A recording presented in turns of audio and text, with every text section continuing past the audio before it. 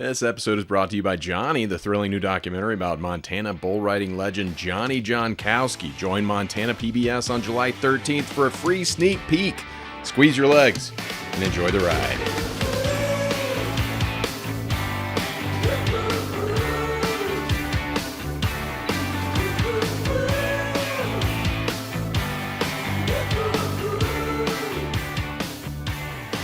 All right, Joe, take it from the top. You got this? 4-H? If Michael's all right, if Michael's rolling, then I'm happy to start talking.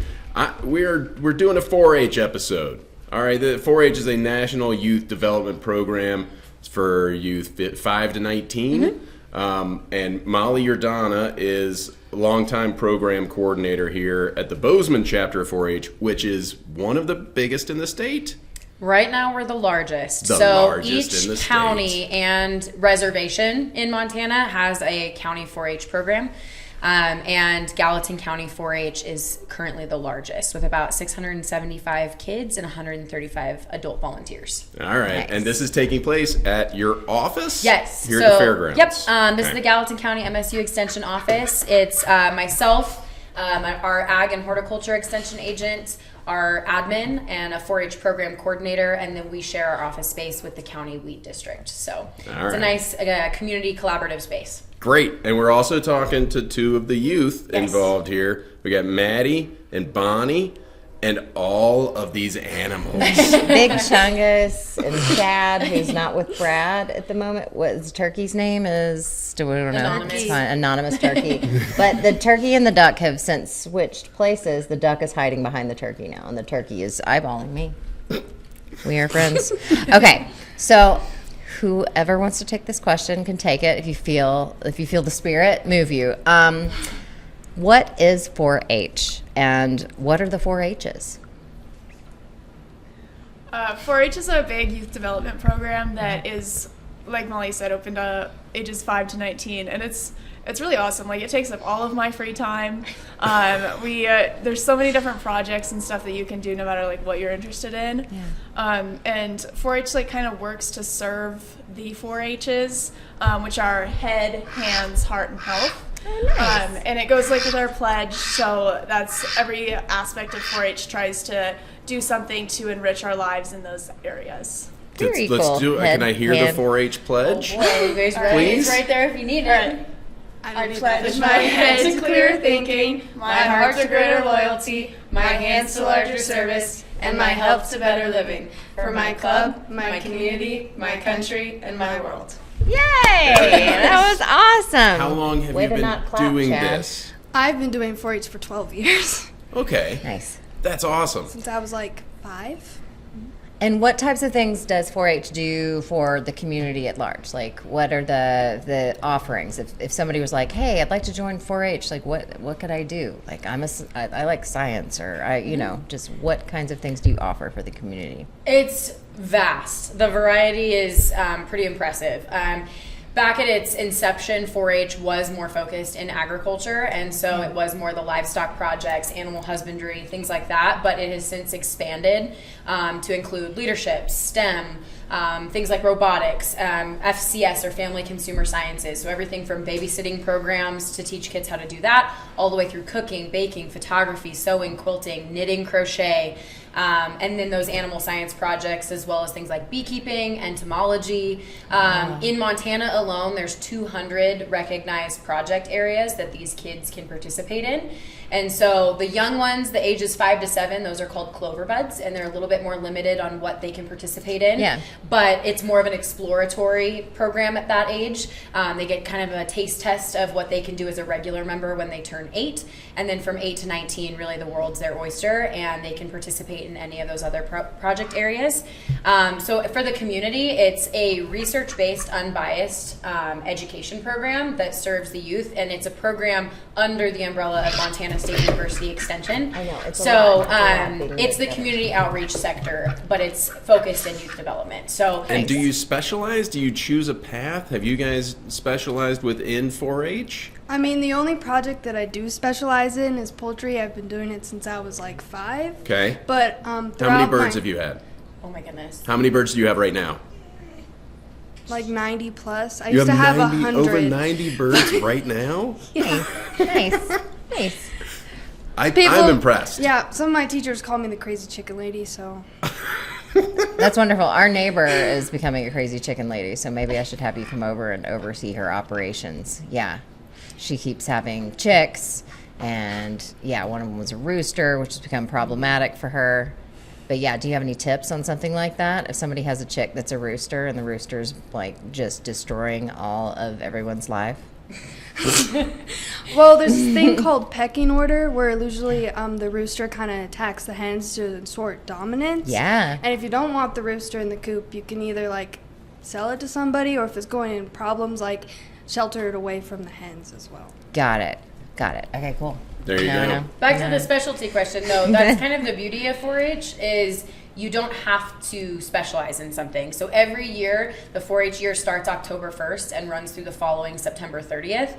And every October, the kids can pick a new project that they want to participate in. Some of our kids participate in 10 plus projects per year, but there's no rule saying they have to stick with one particular project year after year. And that's really just to be able to explore and expand their skill set. So they can pick baking this year and then next year realize, maybe I've learned enough, or maybe it wasn't my skill set or my preference, and I want to do sewing instead, or a steer or a chicken or something like that. And so you can kind of taste test and really just build your skill set depending on what you're interested in. It's one of those things That where is amazing. you get out what you put into Exactly. it. Yep. Okay. But what kind of time commitment are we talking about? I mean, you said it takes up all your free time. How many hours a week are we spending on 4-H stuff? Go ahead. Going to like meetings and like official scheduled things, probably like at 5-ish per week, but then there's also like at home I'm taking care of my animals, and like if I'm working on a sewing project then I'm sewing at home. So like there's a lot of like unofficial time that it takes me that's not like scheduled, like I have to be someplace, but like I have to do a lot of things. Yeah. But you love it. Yeah. You're enjoying it. And are you kind of specializing with the service dog? Is that part of the 4-H? Yeah, kind of. Curriculum? I started with dog, and I've continued with dog through my 9 years in 4-H. So it's kind Chicken of. was offended. So like I do a lot of other projects too, but like dog, I do all 3 dog projects, and that's been like a big thing through my. Nice. So. Okay. And how long have you had Boots? I've had Boots for 8 years. Okay. And you did all the training? Yeah. So he started, needed obedience, and then I think he did agility the same year, and then we did obedience a couple more years, and I've kept doing agility for 7, I think, years, and this year we added the service dog project, so now he's a therapy dog. That's incredible. That's so great. So this is sort of a broad question, but I want to hear it from each one of you. What is the most important skill you have learned from 4-H? I know that's a hard one to think about. If you want to think about it for a second, I can talk to all the animals. Because I'm the extension agent, I get to see sort of the 3,000-foot view of all the kids, because each kid is so unique. And each one might specialize or do a different project area. So they're gaining a wide variety of skills. There's a huge life skill wheel that 4-H uses to sort of depict different areas of life skills that we try to target. They all fall within the 4-H's. But overall, I think just leadership, and that's the group that I work with the most. This is our teen leadership project. I also run our 4-H camp counselor program, and really I take a focus in like the college and career readiness sector. Nice. And so just leadership in general, training kids to be able to present themselves, talk to adults, be able to keep a schedule, stay organized, be punctual, accountable, and just responsible humans is I know that's a lot of life skills, but it sort of falls under just that overall leadership. Like, we are growing the next generation of leaders and self-sufficient leaders that are really just self-starters and can do things themselves. And those 4-H and FFA members usually rise to the top in candidate pools for jobs and whatnot because they possess all those skills. But overall, they're just go-getters. So leadership, I think, is one of my favorite skills that 4-H teaches. Come live at our house, take care of my children. We're going to send them to you. That's what I mean. Totally, I'm bringing my totally kids agree. over. Yeah. Because just like it is like an umbrella, and there's like so many skills that I've got through 4-H that like build up to the leadership, or like that leadership builds. Yeah. So I think that like definitely leadership, and then everything that comes with it. Right. It's such an important life skill. What about you, Maddie? I was going to say leadership, but also a little That's bit great. of That's okay.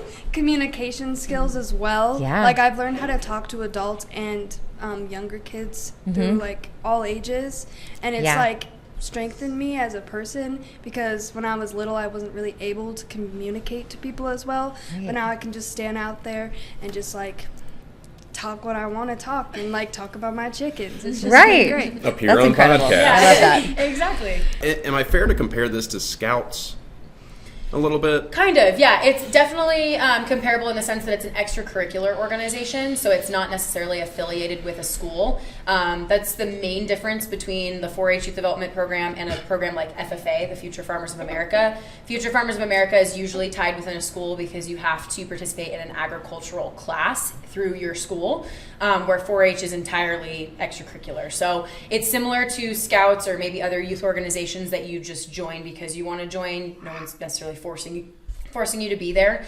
and it's completely voluntary. So, but same thing, definitely same values, goal of teaching kids life skills, getting them into the community. That service component, community service component as well, is pretty big in 4-H as well as Scouts. It just seems like there's so many categories So that many. you've been naming, Yeah. and it feels like, oh, I'm gonna get a badge in this and a badge in that. Very But similar. I love the program. Bozeman, obviously, you're crushing it here. What sets the Bozeman chapter apart from 4-H at large? Why are we the best?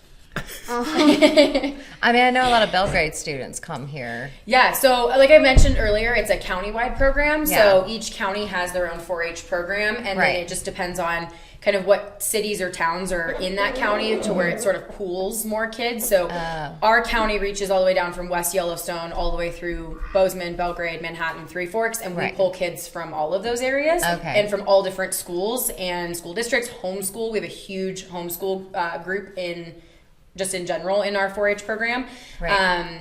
So I don't know what sets us apart. I think we've got that sort of perfect mix of urban and rural in this county still, and we've got a wide variety. So we do have the capability to have kids have livestock animals, even if they don't have land themselves. A lot of our volunteers are generous with having kids keep their animals at their house if they have property. We don't have like a centralized barn year round that we can have kids keep their animals at. Hopefully that's a future goal of our program. But overall, I mean, we have a wide variety of both those indoor and livestock programs because of our location. And then we just have a really supportive community. So we have a community that believes in 4-H, believes in the program and its mission and values, and then so many people have been through the program that now those are the parents and grandparents in the community, and so they're coming back and enrolling their children. So I just think the support is really strong. But yeah, overall, I think each program is unique in its own way, but we've had a pretty solid foundation here, and we do have the opportunity here because of the university. I was about to ask, is it affiliated with Yes, so the chapter? 4-H, yes and no. So 4-H as a whole is affiliated with Extension, and Extension has an office in all 56 counties and reservations across Montana because we're the land-grant university. So my colleagues, there's one in each county, and they run their own 4-H programs in that, but it's all affiliated with the university. We just get the privilege of being in the same community. So we do partner with the university a lot. The ambassadors recently just did a presentation with President Cruzado of MSU the other day just because of our location with being here in Bozeman. And so I would say that we have a really strong partnership. We work MSU concession events for all the football games, events at the Brick Breeden, and we are able to fundraise money for our 4-H program through that partnership. So I think that sets us apart, is just being in the community with the university that we are employed by. So I don't know if you guys have anything to add to that Go on Cats. why we're cool. I've been to many different county fairs, and I think a little bit of it is about the resources as well, because to get a project, you have to have a volunteer, and not many other counties has enough people to be volunteers to have that project. Oh, okay. Very cool. Anything to add? Yeah, I Bonnie? think we're just like, our program has been really steady throughout like the last several years, so I think it helps that like it's very consistent. Like some programs go through a lot of like extension agent turnover, Right. and then like it takes them years to get back up on their feet. Yeah. You're so stuck like with me. we're really lucky to have These Molly. seem He's amazing. been here for a few years, and Yeah. before that we had an extension agent for quite a while. So it's like helps that it's very consistent, and Yeah. we've continued to have volunteers and people that want to work here and keep going 4-H going. Yeah. And you guys are going to have there's a fair in July that always comes along. What else are you going to be doing besides sweating? Every time I come to the fair in July, It's I'm just awful. like, "Ugh." It's so hot. Yeah. I know, yeah, in the dry part of the year. Yeah. What do you guys have going on? Oh, buddy, oh boy. A lot. What do you got? We got Congress and pre-Congress coming up as well. I'll explain what that Tell is. me, I'm like, What is oh, Well, sure it's not what I pre-Congress think it is. the before Congress, and it's where we have many different committees that form and like kind of plan a little bit before Congress. There's like the closing committee where they put on the awards night for the banquet, and there's also like the tech committee. They deal with all the lights, and then after a little bit of pre-Congress, there's also Congress, which Congress is like a state competition is what it used to be, but it's even more than that. It provides many different workshops and opportunities to meet people around your state and like learn people from around 4-H. It's really fun. And yeah, there's also we get to stay up at MSU in the dorms, which is really fun. and the air conditioned or non-air conditioned ones? Used to be not air conditioned, now it's air conditioned. So Yeah. we've changed dorms, so it's gotten better. But it's essentially a big state convention How cool. for 4-H for the state, and it's hosted here on the university campus, which is pretty special. Also, it like helps you earn way to like national congress as well, which is really fun, where you get to meet people around the U.S. and 4-H. Sounds amazing. The fair is the public's opportunity to kind of see what you guys have, gives you an opportunity to flex a little bit. Oh, for sure. Is this something that you are working towards right now, or do you wait until the last week? What are you doing? Oh, well. When do you start prepping for Right. fair, Bonnie? Well, to be honest, in theory, you should start prepping for fair right away. In But, October. I Yeah. think you've lost boots. Sorry. Well, he's a therapy dog, so he'll give you some cuddles. So right now what we've got going on is our record books are due next week, which is like we keep track, like if you have an animal, then you keep track of all of like their feeding records, like when you buy food, how much food you feed them, if you sell like milk or eggs or any products from your animal, and then like your meetings and like what you learned, and you keep track of your goals throughout the year, which is like a big project, and everybody Yeah. likes to put that off to the last minute. Me too. So Yeah. right now everybody's in a scramble to do that. And then for indoor projects like baking and cooking and sewing and stuff like that. Right. Since we don't really have like a show at fair, because it's not like I'm showing my steer, Yeah. everyone's working on making projects for fair. So like I have quite a few projects in the works that I've got to finish before fair so that I can enter them and people can walk through the indoor exhibit buildings and see all that. Okay. And then for people with livestock animals, they're getting them all fully fed so that they make weight and are all ready to come to fair and all that. Yeah. And Oh, they all this make is weight. outside of school. You Correct. have schoolwork in addition to all your Yeah. 4-H work. Are you holding off on the 4-H stuff until summer? No. They do it year round. So a lot of our kids, for example, our beef kids, they get their market steers in October. And then they are raising them the entire school year. There's frequent weigh-ins. There's workshops on a monthly basis, sometimes a weekly basis. And then depending on if it's a breeding animal, that could be year-round, all year, year after year after year that you're taking care of this animal. So some projects, the prep starts a lot earlier, or we don't require participation in our fair if you're in 4-H. But we kind of use it as our, like you said, end of year showcase to the public to sort of show off what our 4-Hers have either made or raised. And so that prep timeline kind of varies, but they're juggling it on top of all of their other extracurriculars, sports, school, jobs. A lot of our kids have jobs as well. And so Yep. they're busy. Wow. Yeah, really a busy. few of my students come here for 4-H. And One that's of them has a rabbit named Snickers. Nice. Yeah. The names are the best part. July 16th through the 20th is the fair. Yep. I want to get that mentioned in. I did get to come to a rabbit meetup. Is that what they're called? Workshop meeting, yeah. Rabbit, whatever. Learned a lot about rabbits. So many adorable rabbits. But what, like, I do want you guys to show off a little bit, because I learned at that you know, the breeding process. Sometimes you're breeding a mama rabbit with her offspring. You know, there's just like some interesting things that I learned. Can you guys You just want to go to the brother tell me something you've learned in 4-H cool that facts? that you Some Exactly. fun things you've learned that about might blow my mind here? poultry, anything, dog. Um, Any of your fun facts? What's something? I'm gonna cool put about you on the chickens? Think spot. farm fair. farm fair. Anything rabbit you Farm said, fair. What There's is one breed of turkey. That's fun. There's only one. Yeah. Only One. one. That always blows people's minds. City. There's one breed, many different varieties. And in poultry terms, varieties are colors. Okay. I So didn't know that. that's What about a the gray ones? Bronze-breasted turkey. Got it. But that's They're a all just color, called but there's turkeys. one breed. And the so- breed is turkey. Turkey is Great, fine. it's Okay. You're just turkey. Cool. So if I see like a bunch of, because we have a ton in our little area, if I see a bunch of brown or one of these guys running down the road and there's like one gray, that's just a variation that came with that breed. There's also commercial and heritage turkeys. So kind of like, just like in the poultry side, we have bantam and standards.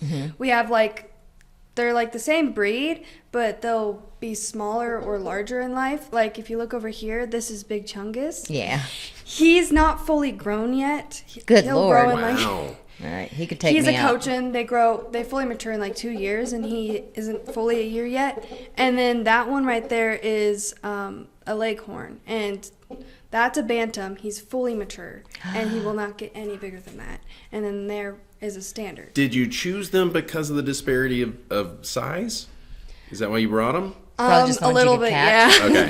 Okay. Probably just easier to catch. Also, a little cool fact about them: they're both from APA or ABA breeders. You want to explain what that is? Yeah. So the APA, American Poultry Association, Okay. are the standard breeders. Like they breed to the standard. The standard is this big book. We call it the Chicken Bible, and it just tells you your DQs, your defects, everything your chicken should look like, where it originated from, and pretty much everything about a bird you need to know. And there's breeders that go to shows and they breed to the standard, and they get a bunch of awards because pretty much you're breeding a bird to look perfect. Yeah. Like dog shows. Yes, exactly. That's And cool. ABA is just American Bantam Association. Okay. He actually has a little band on his foot that is ABA I see it. certified. I see that. I see your little bracelet. That's fancy. So, are we raising these to be show chickens, or pets, or meat, or all the above? Depends. Depends. If they're ugly, they're going to So if you look at a little bird, he's not really going to be much meat. He's more of a show bird. He'll, because of how small he is, and you pretty much just bring him to like show his characteristics, like his long tail and his big comb. Cochins are actually Dual purpose? dual purpose. That's what I was going to Hey. say. Dual purpose breeds. They are for exhibition, which is show, meat and eggs. But Oh, okay. I just have them for show. Okay. Right, right. But you'll see all at the fair. Some are going to be exhibited as market birds, whether it's market turkeys, market ducks, market poultry. And then there might be others that are there for just the breed shows, and those are all being judged on the standard. Same thing with rabbits. I was about to ask. Yep. Same thing with rabbits. Yeah, that And there are agility trials for the rabbits as We well? have actually a rabbit jumping and racing competition at our fair. The senior rabbit members put it on for maybe the younger members, but that's just kind of a fun activity. It has nothing to do with their actual placing in their breed shows.